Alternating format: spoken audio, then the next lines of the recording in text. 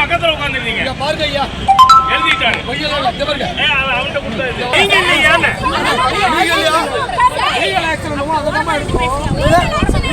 Illegal பெட்டி போடுறது நல்லது. மேனேஜரை பிடிச்சி அடிச்சுட்டு அடிச்சா எம்ஆர் போடுங்க போக முடியாது.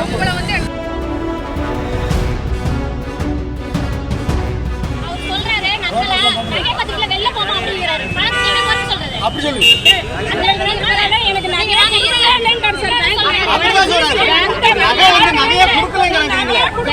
ரசீது இல்லாதனால நகை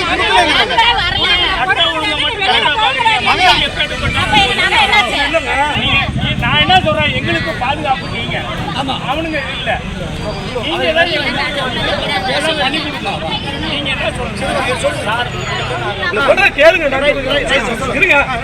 அப்பயும் நான் நினைச்சேன்னா 4 பத்தி வண்டி வச்சு பேங்க் வாங்கி கொடுத்தேன். சரிங்க, அதுக்கப்புறம் யார்கிட்ட போய் கேட்பீங்க? கவர்மெண்ட் தாங்க பதில் சொல்லுங்க. சொசைட்டி தாங்க சொல்லணும். திருச்சி சொல்லணும். இல்ல நான் முடிச்சுட்டு போய் எஃப்ஐஆர் பண்ணாலும் ஒரே வாரத்தில் முடிச்சிருவாங்க. முடிச்சிருங்க. என் பேர் ராகேஷ்குமார். நான் மேலே காரகட்டிலேருந்து வரேன். இங்கே தொட்டி பஸ் ஸ்டாண்டு எழுத்தாப்பில் இருக்க திருச்சி மாவட்ட மத்திய கூட்டுறவு வங்கியில் நான் நகை வச்சுருக்கேங்க. 3 பவுன் நகை வச்சேன். அதுக்கு வந்து கேஷியரும் பணம் கொடுக்கல. ராஜபாண்டின்னு மேனேஜருக்காக முன்னாடி அதுக்கு முன்னாடி இருக்க போஸ்டிங்கில் இருக்கிறவங்க தான் நகை வாங்கி வச்சுக்கிட்டு பணம் இன்னைக்கு தரேன் நாளைக்கு தரேன் 13 நாளாக என்னை அலக்கடிச்சாருங்க. 13 நாளாகவும் பணமே கொடுக்கல. 13 நாளாக பணம் கொடுக்காம 15வது நாள் தரேன்னு சொல்லி இங்கே போலீஸ் ஸ்டேஷனுக்கு மேற்கால இருக்க அம்மன் ஜுவல்லரி நகை கடையில் நம்ம 25 நிமிஷமா வெளியில் நிற்கிறேன்.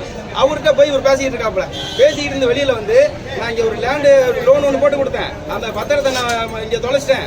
இங்கே இருக்கவங்க பூரா என்னை போட்டு உருட்டிட்டாங்க. அதனால நான் மாட்டிக்கிட்டேன். நான் நாளைக்கு தரேன்னு சொல்லி 1,20,000 4 தடவையாக கொடுக்குறாரு. இவர் என்னமே எனக்கு கடன் கொடுக்குற மாதிரி 40,000 50,000 அப்புறம் 30,000 இந்த மாதிரி 4 கட்டமா கொடுத்து ரசீதும் கொடுக்கலைங்க. இந்த மாதிரி அலக்கடிக்கிறார். என் நகை இங்கே இருக்கா என்னன்னே தெரியல. வெளியில ஒரு தனியார் வங்கியில வச்சா நமக்கு பாதிப்பு போயிட்டு இருக்குன்னு தான் அரசு வங்கியை நம்பி நம்ம வர்றோம். அரசாங்க வங்கியை அரசு ஊழியரை இந்த மாதிரி ஏமாத்துறாருன்னா நம்ம இந்த நாடு எங்க போகுதுன்னே தெரியல. எங்களோட வந்துட்டு லேண்ட்ல இருந்துட்டு கிடைச்ச அமௌண்ட்டை வச்சுட்டு 3,65,000 அது வந்துட்டு பிக்ஸ்டு டெபாசிட், அதாவது வந்து நிரந்தர வைப்பு தொகையாக தொட்டியம் வங்கியில் 3 ஆண்டு காலம் வைத்திருந்தா இது ரினிவலுக்காக வந்துட்டு வச்சிருக்கும் போது இது கூட்டுறவு சொசைட்டில வந்துட்டு அந்த அமௌண்ட்டை வந்துட்டு பிக்ஸ்டு டெபாசிட்டா வச்சிருக்கிறத திருப்பும் போது வந்துட்டு ரினிவல் பண்ணி தரல. அதோட பாஸ்புக்கையும் அப்புறம் வந்துட்டு எங்களோட டிரான்சாக்ஷனோட இதையும் வாங்கி வச்சுட்டு அவர் வந்துட்டு ஏமாத்திட்டாரு. வேற அக்கௌண்ட்டுக்கு வந்துட்டு இந்த அமௌண்ட்டை வந்துட்டு டிரான்ஸ்ஃபர் பண்ணிட்டாரு. எங்களோட அக்கௌண்ட்டை வந்துட்டு இப்போ பார்க்கும்போது 0 பேலன்ஸா இருக்குது. எங்களோட அக்கௌண்ட்ல வந்துட்டு பணம் திருடப்பட்டுள்ளது. இதுக்கு வந்துட்டு மேனேஜரும் சைன் பண்ணியிருக்கிறாரு. அதே மாதிரி இங்க இருந்துட்டு அவர் வந்துட்டு ஒர்க் பண்றவர் வந்துட்டு இவருக்கு பாஸ்போர்ட் வெரிஃபிகேஷன் வந்திருக்கு. அந்த பாஸ்போர்ட் வெரிஃபிகேஷனுக்காக போலீஸ் அணி இருக்கிறாங்க. அவர் வந்துட்டு இது வந்துட்டு களவாடப்பட்டு வெளிநாட்டுக்கு தப்பிச்செல்ல முயன்று இருக்கிறார்.